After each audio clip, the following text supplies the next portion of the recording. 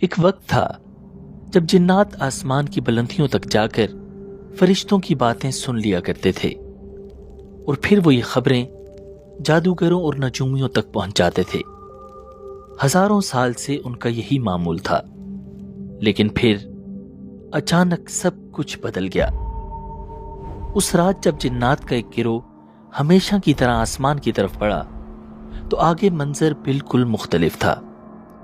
جو ہی وہ آسمان کی حدود کے قریب پہنچے، اچانک آسمان سے آگ کے شعلے برسنے لگے۔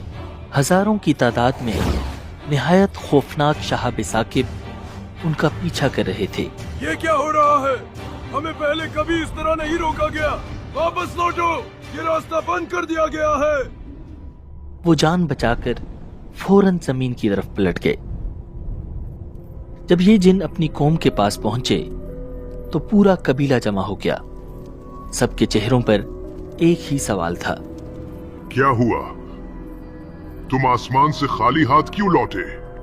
ہمارے اور آسمان کی خبروں کے درمیان رکاوٹ ڈال دی گئی ہے اور ہم پر آگ کے شعلے برسائے جا رہے ہیں۔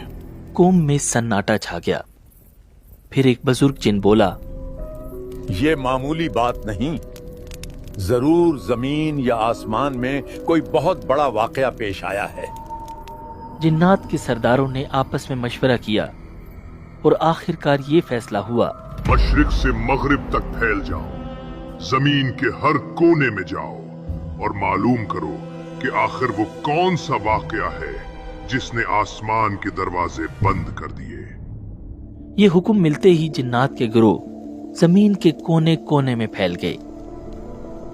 انہی جنات کا ایک گروہ عرب کے ریگستانوں کی طرف بھی جا نکلا۔ وہ رات کے آخری پہر مکہ مکرمہ کے قریب وادی نخلہ سے گزر رہا تھا۔ اس ویرانے میں دور دور تک کوئی نظر نہیں آ رہا تھا کہ اچانک ان کے کانوں میں ایک آواز پڑی، الحمدللہ رب العالمین۔ انتہائی خوبصورت اور دلنشین آواز۔ سب جن اپنی جگہ رک گئے۔ الرحمن الرحیم مالک یوم الدین۔ یہ کیسی آواز ہے؟ یہ کون پڑھ رہا ہے؟ چلو چلو جلدی چلو۔ انہوں نے جب آواز کا پیچھا کیا تو دیکھا کہ چند لوگ ہاتھ باندھے قطار میں کھڑے ہیں اور ان سب سے آگے موجود ایک شخص وہ کلام پڑھ رہا تھا، ایاک نعبد و ایاک نستعین۔ جنات